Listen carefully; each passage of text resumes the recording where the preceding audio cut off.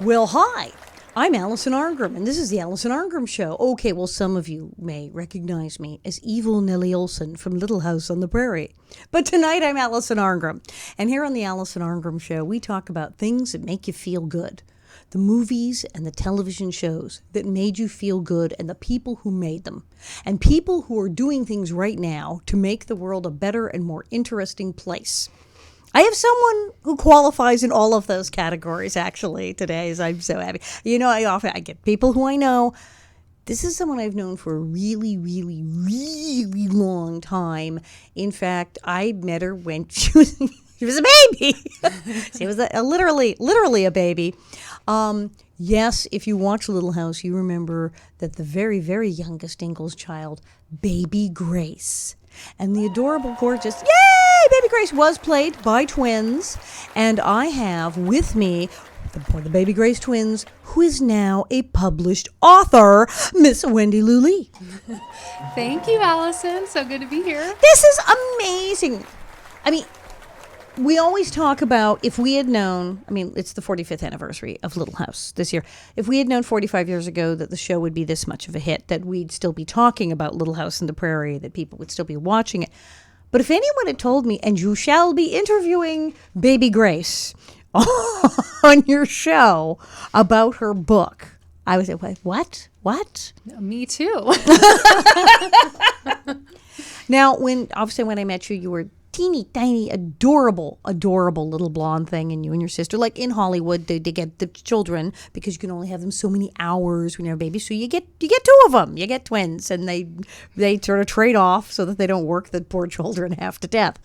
Now, how did you wind up on Little House on the Prairie? Because you had quite the story. Well, we didn't quite go after it, if that's what you mean. You didn't get an agent and a publicist and my mom hit the bricks for not auditions. Interested in that, but my grandmother actually was having lunch with Sue McCrae, who was the casting director. Right, she was our casting director and the wife of Kent McCrae, the producer. That's right. Yes, so they were having lunch, and they were looking for Baby Grace, and they could not find twins that were the right age with the blonde hair, blue eyes.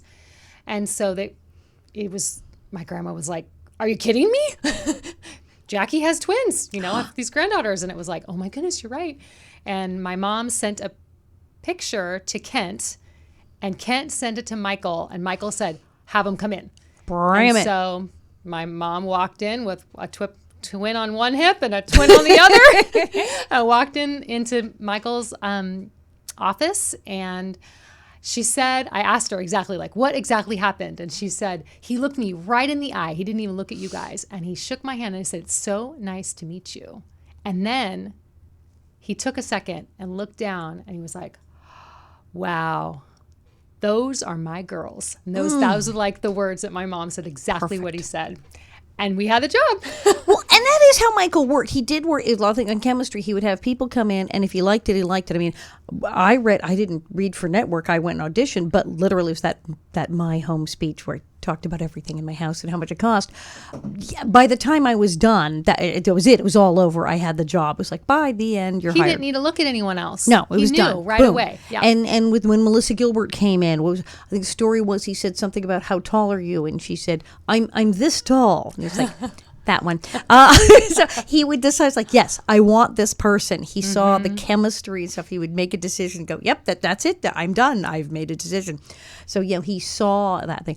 And, there's a lot of twins in Hollywood, but it's hard to find a good set of twins. Well, how do you know they're good when they're only 6 months old? Right? It's that personality that, it's hard even for babies who are working on a show. Sure. And so a set of twins who are calm, who are cool being around other people, who aren't too shy, who aren't easily startled. These are your qualifications, basically, when you're getting a job, when you're an infant. Yeah, exactly. But you guys were great. When we watch the stuff with Baby Grace, you guys are really pulling it off. I think so. I think actually, we don't seem like we're acting. I think we just seem like we're being kids. Mm-hmm. Very, natural, I think, except for when I'm pretending to sleep on Ma's lap, but... Are you a terrible fake sleeper? Well, no. Well, no, but if you look really close in that one episode, you can see this little smirk on my face. Oh, but then that's real too. How many babies go if I pretend to be asleep? True. Maybe they're... Yeah. You can eavesdrop. Mm-hmm. So you didn't probably have a lot of really, I know you've talked about not really having a lot of day-to-day memories of working on the set since obviously you're an infant. But as time went on, it became more real. And then you wound up watching the show as an older kid and finding out that like how you did this bizarre thing with your life. Yeah, I think we have like 3 different parts to our memories. One is that we probably remember some of it, even if it's very small. And then the other is watching the show over and over and over and over again. And then the stories that my mom would tell me. So those 3 things together, I'm not sure which one's which. I just know that this.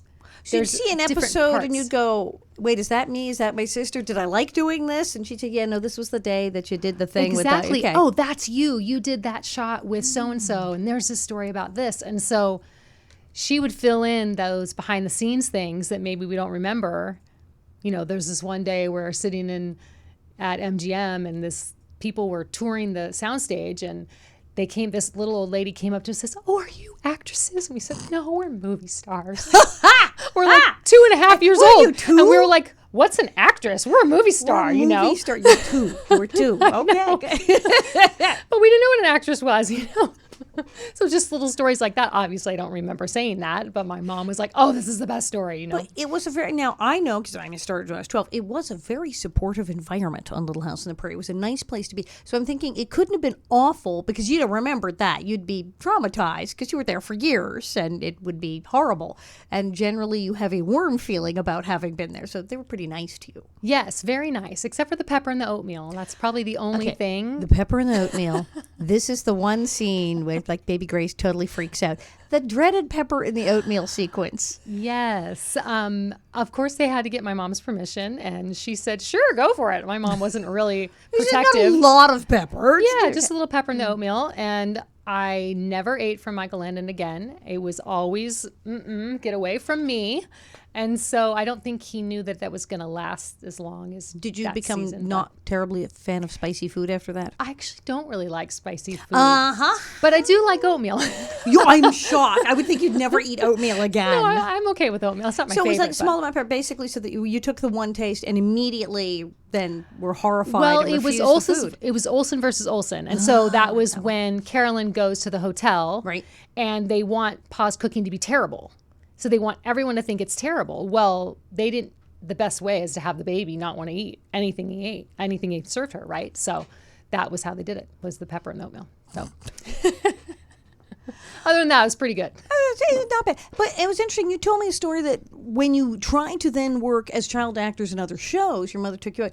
The difference between the usual experience for a child actor and an experience on Little House on the Prairie became rather apparent quickly. Well, we didn't know any different because we hadn't done anything besides Little House. And so the first job that we got after Little House was a commercial for a bank, and we thought it was super fun because we got to dress up like little cowgirls and we had little guns and hats, and cute. It was super fun.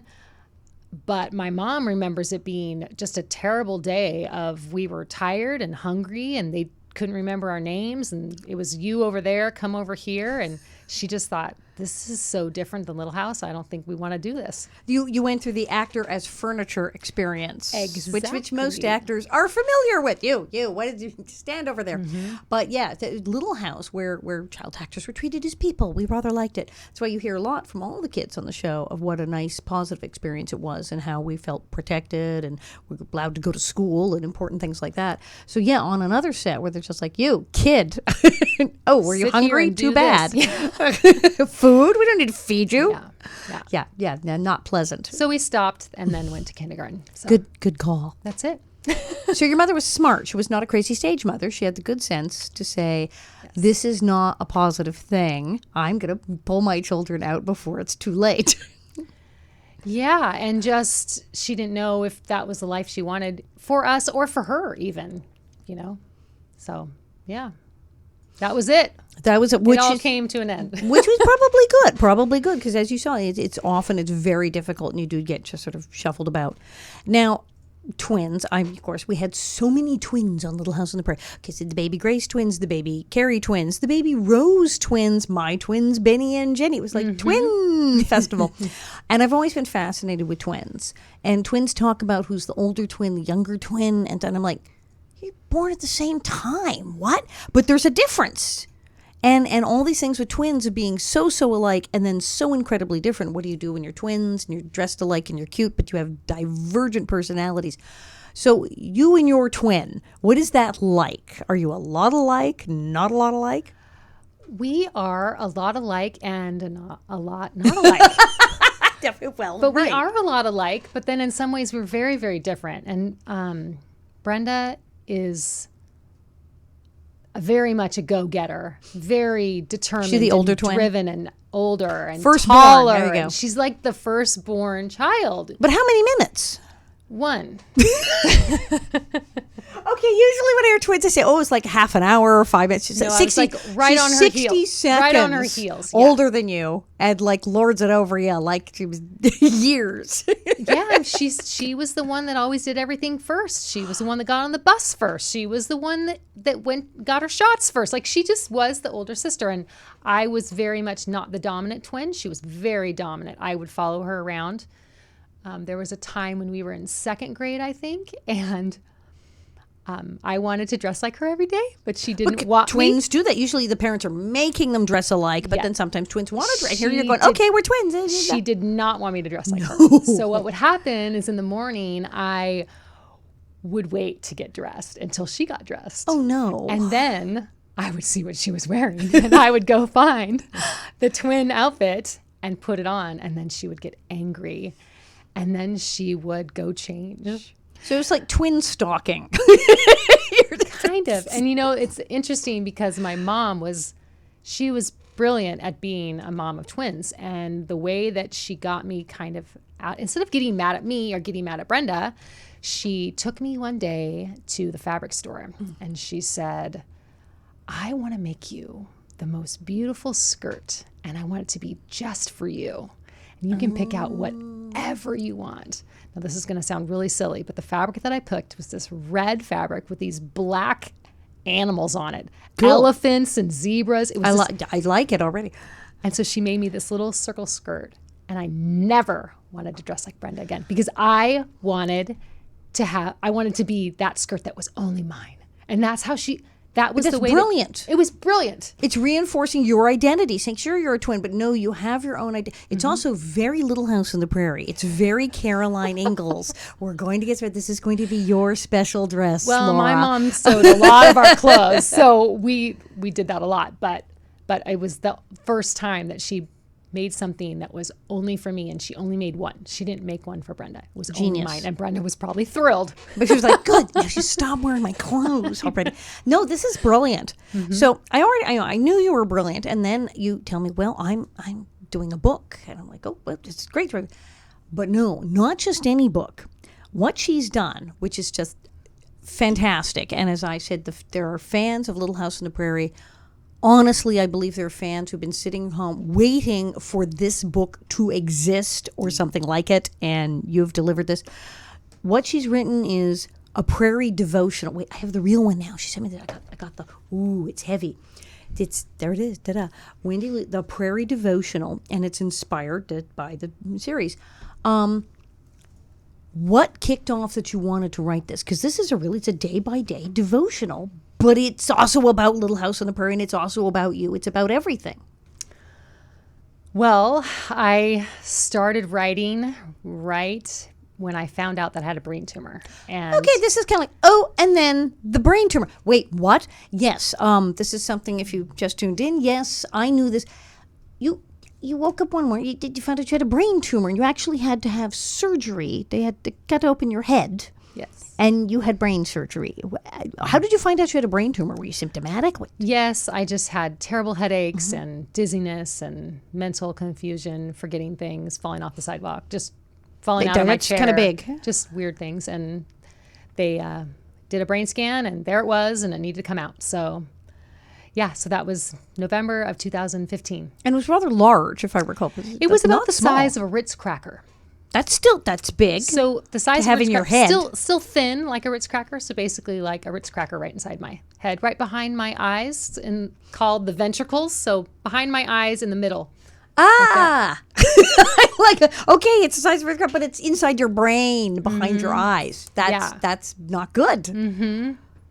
Yeah. So a couple days after I found out that I had the brain tumor, I started a blog. And mostly it was just because I couldn't keep up with everyone emailing me and Right, because calling everyone's me like, and "How are texting you? me. How are you? When's the surgery? When's the surgery? Are you okay?" Exactly. Right. And Constantly. so I just started writing, and I would just write every day. I would write what was going on and how I felt and who was with me. I and- started following it about then. I was checking in, going, this, and she has the energy and the wherewithal to write. I might just be sitting there screaming. Well, if it so was, I here, just go, here in my was the chair. thing. The drugs that they put you on before brain surgery to take away the pain, which is awesome that they take away the pain, but the drugs make you a little crazy. That's why And they were so entertaining. Some of these blogs. They were very entertaining. And the drugs also, you can't sleep. So I would be up at probably 2 in the morning. I'd stay up from 2 in the morning till 6, and then I'd maybe go back to bed for a little while. So I would wake up every single night in the middle of the night, and I don't know what to do with myself. And so I just write. And it was very therapeutic. It was very good for me to voice what I was feeling and what I was going through. And people were like, keep writing, keep writing. People were loving it. I saw people posting because other people who were sick were about to have surgery or had brain tumor and were terrified out of it. Because I said, I might just be sitting in my chair screaming. They were frightened out of their wits. And here was a person who's like, yep, this is happening to me. And I'm going to be having surgery, but I'm like live right now telling you what's happening at 2 a.m. when I'm freaked out and can't sleep and putting it out there for people to read. It was incredible. I mean, the support that it gave to just terrified people all over the world. Well, and you know, the other thing that was interesting is that those drugs made me not so insecure. And like, if that makes sense, when you're drunk, you don't really care what you say. So it's a little Dutch courage. It was a little bit like that. Like I was so they gave you pills and you went, I can write. Well, I was like, for the first time, free to just put it out there and to not be like scared of what people thought. Well, also, it was kind of like nothing to lose. They're saying, hi, we're going to cut your head open and maybe it'll work. And I mean, the gist was like, well, yeah, it should work, but it also could be oops. And then what? So it's like, well, might as well go for it. What have I got to lose? Nothing to lose. Go for it. Exactly. Wow. It was interesting. There was one post that I did, and I wrote it to my junior high friends. And it was one of those like, I don't know if I'm going to make it through. And this is what I wish I would have said to you. Like, I wish I. Oh my God. Nice things. But like, this is what I did. I did what I did. And I'm so sorry. But that's really intense. Yeah, it was. To go back to like puberty, the most difficult age, junior high, and say, hi, I might die. So I thought I'd tell you that I really liked you or whatever. Yeah. Yeah. It was more just like, I don't know why I did that. I'm so sorry that I did. So you sat there going through your whole life before this operation. I remember there was one where you had to talk to your kids because you are a mom. And how old were they when this happened? 8 and 11. Yikes. Yeah. Yikes. Yeah, they were little. And you had to explain to them that you were having brain surgery and you were probably going to make it, but maybe. You just never know. Yeah, it was that. And I think Reagan, my daughter, she said, Mom, are you going to die? That was her question. And I kind of went, I don't know. I said, I don't think so, but we're just going to have to see what happens. Like, and that was a very interesting, I can't even remember. I wish I would have like looked at that post, but I don't even know.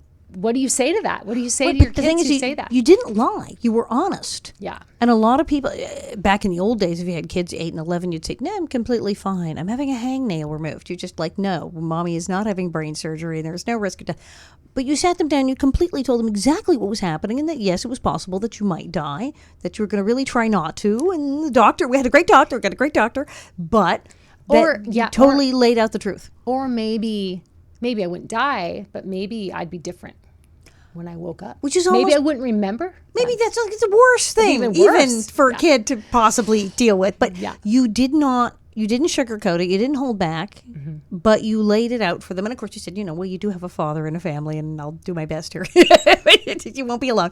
But to lay it out for the kids. But on the other hand, that let them grasp it and let them deal with it when it happened. They weren't surprised, why is mom in the hospital, and the shock they would have been if something gone wrong. You told them. But the way you told them was just amazing, and they took it pretty well.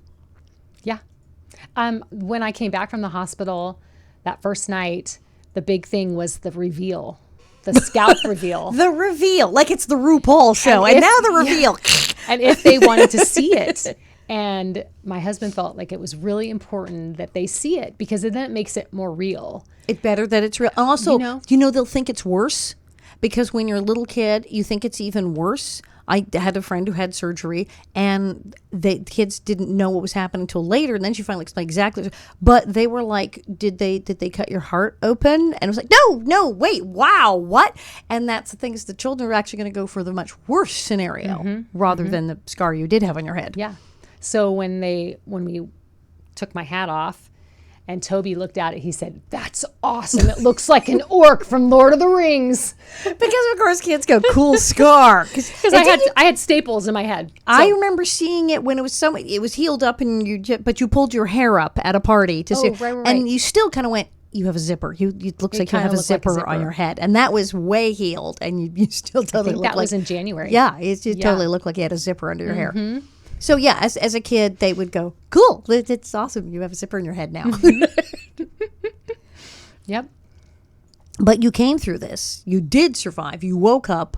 And I remember some of the blogs, it was like, yes, we had to rip the laptop out of her hands because she's going into surgery. It was like, "Hi, this is her sister. Hi, this is her husband." We had to make her stop typing because it was time to cut her head open. Yeah. I couldn't have it in ICU. So but once I got to my recovery room, I had it back. So how did it feel? And I know this is obviously one of the inspirations for the book. How did it feel when you first came to and you were still you?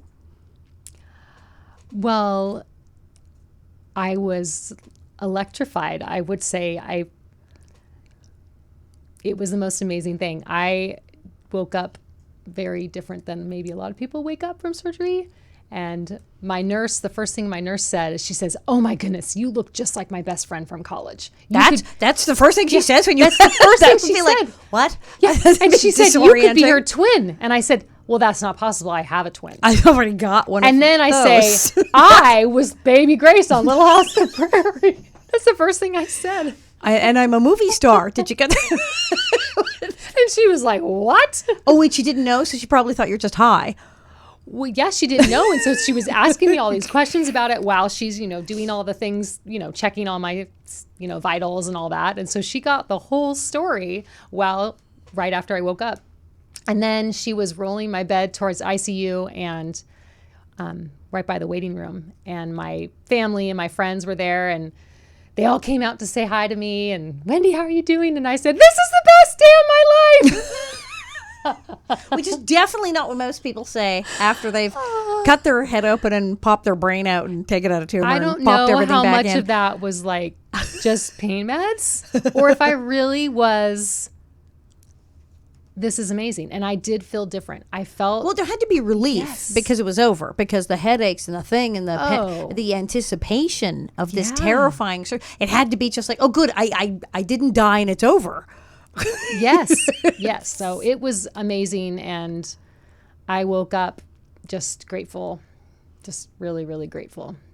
Yeah, just that God got me through it, and I was still alive, and I had this great story, and you could still talk. I can still talk. Yeah, function. And I remember my kids, my husband, and yeah, it's great. And so you'd been thinking, you started blogging, and then with that, it was like you suddenly, whether it was the drugs or maybe just getting that tumor out of the way, you suddenly had more confidence. I did have more confidence. It's very strange how that works. And I thought that once, I was on this high. My doctor said that, it's like your brain was opened up and all this light was shining in your brain. It's like trauma just to have surgery, not Just to open up your brain is trauma. They call it it's an insult to the body, to the immune system. Even if it's minor surgery, it goes well. Your body it doesn't like having someone take a scalpel and essentially stab you. The body reacts. It has been attacked. And he said the body reacts in two ways. Either one, it goes totally down and everything is very sad and or your senses are ultra heightened, ultra aware, everything is amazing, and that was me. Everything was amazing. Everything tasted good. Everything smelled good. It was okay, people are going to be lining up for brain surgery after the show. Not necessarily always that good. No. And there were obviously some really hard parts about recovery, and I make it sound like it was absolutely wonderful. Well, it did hurt. There were headaches and pain. It yes. does, actually hurt to have your brain operated on. Oh, yes. Yeah. And it took a long time for it to not hurt, for sure. So, yeah. But this burst of confidence, so you said, well, no, okay, I'm actually going to do this book that I've been talking about. It's amazing. As soon as you told me about it, I mean, I'd seen your blog, and I'd seen the things you wrote about surviving surgery and about talking to your children about this. I was like, this is really amazing stuff. And so I knew you were very interesting. I was like, this isn't quite the story. And then you said, yeah, I'm doing this thing. And I knew that you had this enormous faith and that you were very religious and you believed in God and that this is part of how you survived having your head cut open. Yes. And you said, no, I have this idea. I'm tying it all in together. The spirituality, Little House on the Prairie, everything. You said, it's going to be, like a quote or something from Little House, and then a quote from the Bible, and then a story tying it together, and a question. And then I was like, wait, this is brilliant. This is brilliant. She's covered it. Yes, do that. And then you started writing, and then you're including all of us from the show. You were calling us and asking, like, hey, I'm thinking I'm writing this thing about that. So do you want to say this, or is this okay if I use this? And using not just stuff from the characters, which of course is all through, but stuff from the actual actors from the show. Hey, that time you did this, can I put that in the book? Can I put it in the book? And I'm like, yeah, put it in the book. But of course, I'm like, go ahead, spell my name right. Yes, do it. And so you've got a book that's got things about the cast, personal things about the cast and the characters, and is this devotional meditation spiritual guide. Yeah, I can't take all credit for it. It was my husband's idea. Because when my daughter started kindergarten, we started watching Little House on the Prairie. Because when your kids start school, you should start watching it because Laura and Mary start school. So that's what you do. And so we watched it every Monday night, and I just started quoting Carolyn Ingalls. I tell you. You turned into Caroline. Kids started school, you suddenly went full Caroline on her. I kind of did, and I was noticing this, and we were laughing because we'd be in the car, and I would say something like, oh, that sounds like Carolyn Ingalls, And my husband said one night, he was like, you should write a Little House on the Prairie devotional. And I'm like, oh my gosh, that's such a good idea. But now this was years before my surgery, and that was when I was like, oh, that's such a good idea, but there's no way I could do that. But you couldn't possibly do I just felt like, thing. ooh, I don't know how I could do that. And so that came back after my surgery when I'd been writing, and I was like, I could totally do this. And that's when the quotes came in. I survived this. I can write a book. Yeah. Yeah. And I think most devotionals are based on a verse, and then there's a story off of a verse. Right. It starts with the Bible verse, and then it says, well, when we look at this Bible verse, and it reminded me of the time, blah, blah, blah, exactly. blah, blah. This is the opposite because this is for a Little House fan. This is for somebody who knows all of these quotes. See, that's why I like it because, often things that fall into the heading of like Christian mommy blog, they can be very uplifting and they can be boring depending on who's writing them. But I remember reading yours going, this is really good. And normally devotionals like, okay, here's your Bible quote. And it's always the same Bible quotes, generally the most popular ones. Yes. And then there's like a little story of how it reminded me. And sometimes if the writer's very clever, can work. This takes that whole concept and just kind of flips it. It's totally different. And what I like about it is that some of the stories are funny, some of them are sad, some of them are very convicting, but it is non-threatening. I think anybody could read this, whether they would ever read a devotional or not, and they would be like, oh, I could get somebody out of this. Anyone could get something out of it. The questions are all things that need to be pondered. I mean, yes, they talk about what do you pray for, but then it's like, think of someone you know who demonstrates contentment. What makes him or her content? Right. Think of someone you know who has stood up for others. What job that you've had has humbled you the most? And these are all things that everyone needs to ponder in their life. It often talks about a lot of the confidence building stuff, a lot of stuff about getting your confidence back, about what was a time that you felt your confidence was taken from you? Yeah. What was a time when you felt really sure of yourself? Can you think back to that time and remember what you did? And so these are all things that are useful for people to ponder, to like go through their life. It's almost asking people to kind of write their life story, to go through their life and put it in order, which is an enormously helpful thing for people to do. Yes, and that's kind of my message. The very first one is about become a storyteller, and it's kind of about my grandmother, and she was very much a storyteller, and I remember hearing her tell stories of when we were young.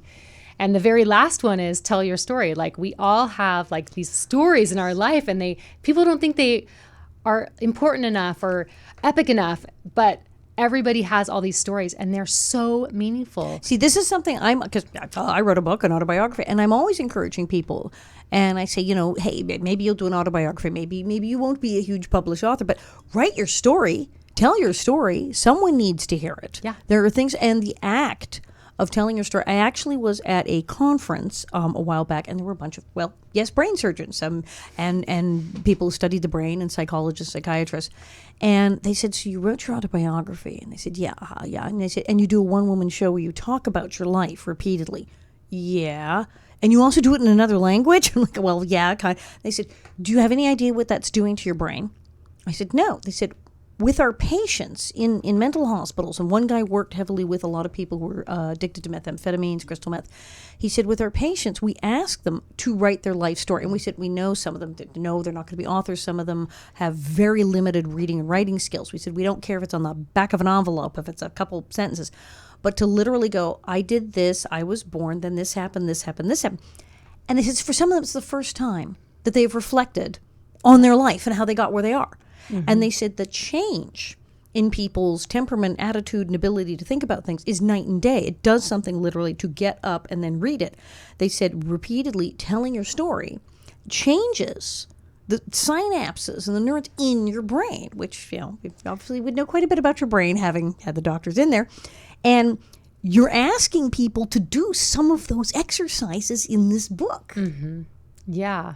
And me writing these stories was so therapeutic for me after surgery. Right. Especially a lot of the brain surgery stories that are in the book, a lot of those I wrote, like even on the blog, parts of them. Mm-hmm, and so that was a huge part in my recovery and just reflecting on my life and how I want to move forward and what I really want my life to be, what kind of person I want to be, not just what I felt like I've been molded to be. Right, because you have all the identity stuff of, a child actor and a thing, and a child actor and your baby, and a twin, and the whole identity of, who am I? Because I have the sister. And yes. So all of that, and then you have surgery, to grab this, say, okay, now I get to figure out who I am. Mm-hmm. I think it's good for anyone to, if the very least, reflect on the things of your life, but writing it down is amazing. And you really did these little sections, and it's already designed to like give someone as a gift, because it's like to, from, and dates, like totally people are going to give this to each other. And in memory of Laura Ingalls Wilder for the story she told and her faith in God. that completely sums up. And it does. So many people who watch the show, this is the kind of things. You have the storyteller, and I'm pleased to say, the third chapter in, mind you, page 5, boom, headline, Nasty Nellies. The chapter is called Nasty Nellies, and the quote from Little House is, country girls. So it's my first line. And you have a whole section here about dealing with the Nasty Nellies in your life. Yes, I had a Nasty Nellie my first day of high school that didn't say country girls, but said freshmen. Oh, no, which is basically, it's the same thing. The same thing. It's completely exactly. The same thing. And she will remain unnamed, but that was my Nasty Nellie. and she had blonde, crazy hair, and she had the look. She totally did. and the way you described it, this is something that happens to everyone. You know, the first day, and having someone just do that undermining thing, freshman, and take all the wind out of your sails first day of school. Exactly. Yes, you just want to hide. Go in the bathroom and hide during lunch. And we all have those moments. Right, and then you talk about how you got through that. Mm-hmm. Definitely. Just, I was hiding from my junior high friends, basically, and I was already feeling insecure, but then she came up and really made me feel like just a nobody. Ruined it completely. Yes, and just how you get through that and what you do. Do you retaliate back, or do you just take it? And I think in that chapter it says, do you stick out your tongue like Laura did? Push her down a hill in a wheelchair. No. Yes. But it's, what do you do to get your courage back, to get your thing? And talking about here, she said, it's been almost 25 years, and you're like still thinking about this. But it's knowing, as you said, in your heart that your experiences are more powerful than mean words. Yep. Mm-hmm. And for people to have that confidence, this happens to everyone. That's why people like Nellie, the character of Nellie, resonated with people, because everyone knows one. Everyone had this girl at their school. Mm-hmm. Everyone had a Mrs. Olson at their job. Mm-hmm. That's why people could identify with Little House. Right. So you're tapping into all of these things that actually happen to people. You talk about love, and you do talk about loss and about death and about the hard times. Yes, I do. I lost my grandmother. I lost my stepdad to a heart attack, and and Little House was full of that. The ups and downs, the tragedies, the Mary going blind, and the crops failing, and all that. So, and that's why when I've talked to people from other countries, and I say, "Why are you watching Little House on the Prairie? What does a bunch of Americans in a covered wagon with horses mean when you live in Sri Lanka? How is this?" And they all say the same thing. We can identify with these people. They're poor. They have a lot of children. They have this horrible Mrs. Olson and the horrible Nellie, and somebody's sick or somebody's dying. This is what people live with. This is what we have to get through. Yeah. It's like real life. It's like real life. And you talk about, and the thing that's also really jumps out of this book is that you talk about that people get angry and people feel insecure and people aren't sure what to do, and that is normal. There's an image that a lot of people have of Christians that everything must be perfect. That if you're really a good Christian, your faith is correct, then you somehow will never be mad and never have a bad day. That's no, that's not a thing. That's not real. Right? It's like, okay, well, you're born again. Good to go. Off you go. You're done now. Yeah. No, I try to keep this really real, really authentic, and not trying to hide or make anything look like the perfect little life, because none of us have the perfect little life. No matter what you believe, nobody has a perfect little life. Everyone goes through hardships, and people, even people who have great faith can get mad. They can be disappointed. They can question God. Oh, definitely. Yeah. The story about my grandmother dying, she passed away in a car accident. And that was like the first time when I just like questioned God, like, why would you do this? Like, why would you bring on all this sadness? Legit question. I don't understand. And in that story, it's like, it's okay to question God. Like, he can take it. He can handle it. and you also have one about pop your bubble, about getting out of one's Christian bubble. Oh, yeah. That just, because sometimes we get only hanging out with the people who think the same thing, going out and going, well, there's other people in the world. Definitely. And they believe all sorts of things. That was my first full-time full-time job. I was like, whoa. Everyone isn't exactly the same as my high school. Oh, right? Yeah, exactly. So, yeah, I mean, I feel like there's a story in there that everybody's going to relate to. There is something for everyone. There is, because there's all these different stories, and talking about how, that all people's stories have some value. That someone who may not believe the same things that you do, someone totally different from you, may have something that they can tell you or teach you. I love that stuff where it talks about like the last person you think is going to have useful information is the one that does. Yes. I love that where you talk about the jokers then the people we think are terrible people. It's like, but actually, yeah. Or a lot of stories I talk about is when I just like really mess up. When I just say things that I wish I didn't, or do something to my husband that mean, somebody said in another interview, like, you really get to know Josh in this book. It's my husband. And he's a very nice man. He's actually sitting out in the other room in the lobby. He's very patient, very calm, very quiet, sensible. He's very, very quiet, and he's amazing. And he seems happy, so you haven't been too terrible to him. Yes. But, living with anybody for 20 years can be tough, no matter how wonderful I seem. Which is very impressive. We're coming up on 26 years over Bob and I. So yes, it's yeah. So what do you want people to get? Or what do you want to tell people? What should they get out of this? Because should they go day by day? You could literally do like one a day and sit.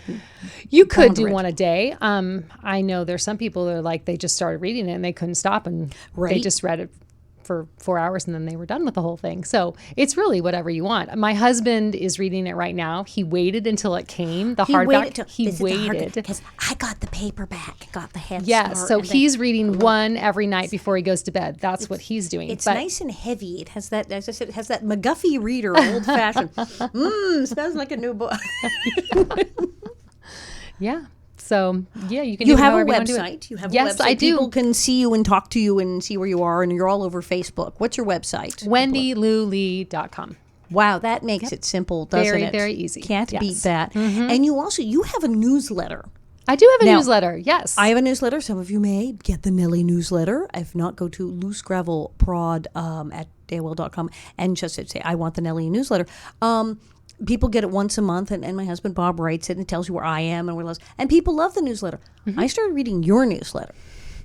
And I told Bob, who's been writing my newsletter, which people really like, it's a great newsletter, and said, okay, you're really going to have to up your game. Have you seen Wendy's newsletter? Well, I learned She's it all from Bob. blowing us out of the water here. This is a really great newsletter. And then you tell me that you stole half of it from Bob. Well, yeah, I learned from Bob. So, yeah, it's great. So, I also do my weekly Facebook Live video. Okay, this is hilarious. She Which does is weekly fun. Facebook Live videos, and I have been in them. We were in a car in Minnesota. Where were we? We were in Missouri. Missouri. We were in a car in the middle of nowhere in Missouri because it was the Cherry Blossom Festival. And she said, I have to do my live. Do you mind doing if you're being in the car since we'll be here? And I said, sure, I'll be. And next thing I know, she's handing me the phone, and It was great. we were doing live Facebook in a car in Missouri, and it was brilliant. Yeah, so that's fun. And we can tune into those on your Facebook. Is that Yep, correct? my Facebook page. All right. She brought a bottle of champagne, and we need to get this open. How are we gonna do it? I'm kind of. If you take the wire off, generally it can explode by itself, but we don't want it to do that. So, yes, our engineer he can run a radio show and open a freaking bottle of champagne too. Here, would you? I now? brought Thank it, you. but I don't Ryan is a necessarily know how genius. to open it. He's so a man of many talents. He's going to get us open. Now it's usually with the cocktail show. We have the On the Rock show on this station where they serve cocktails. I don't think we've had anything. What have we had? We've had coffee and cake. We've had birthday cake on this show. We had a lot of birthday cake. We bring cakes, but this is the first time we've had champagne on the Alison Arngrim show. There was the pop. It was my favorite sound. There it went. It went pop. I had to put it on the microphone. I thought. Oh, That was good of you. Well, we're celebrating because flutes. today is actually the release day. So that is why we had to. It's the official day. People who pre-ordered, they finally shipped. Got it today, and when yeah. you went on Amazon, instead of where it says you may pre-order, it said yes, you may have it now. Yes. You can get it now. It's been shipped to the stores. It is on Amazon. There's a Kindle version. Yes, There's this there version. is. You can get anyway. Is audio? Yes, audio also. Yes. Yes. And you recorded it, of course, yourself. Yes. Actually, Who'd you have do it? No. someone else did it. You had someone else record. I could have done it. I wanted to do it, but You wanted. It's hard. It's very hard. It's okay. because you are. But it's okay. Yep. You can get this now, right now, at stores near you on Amazon. Wendi Lou Lee's A Prairie Devotional. Congratulations on being a published author. I am so proud of you.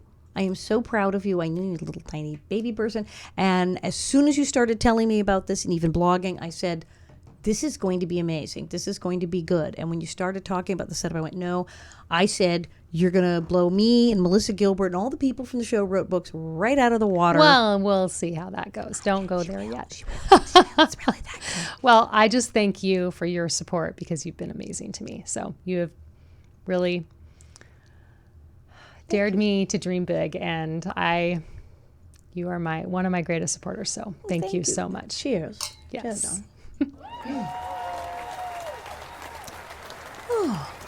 Thank good? you. Hey, that's pretty good. It's a little sweet, but It is a little it's sweet. nice. It's lovely, though. All right, well, there you are. So if you are a Prairie fan, if you are looking for something to increase your spiritual life, or you just want to read fabulous stories about the cast of Little House on the Prairie and be really uplifted, made to feel good, as we do here on the Alison Arngrim Show, get this book. Thank you. This is the Alison Arngrim Show, and I'm Alison Arngrim. Up from my way.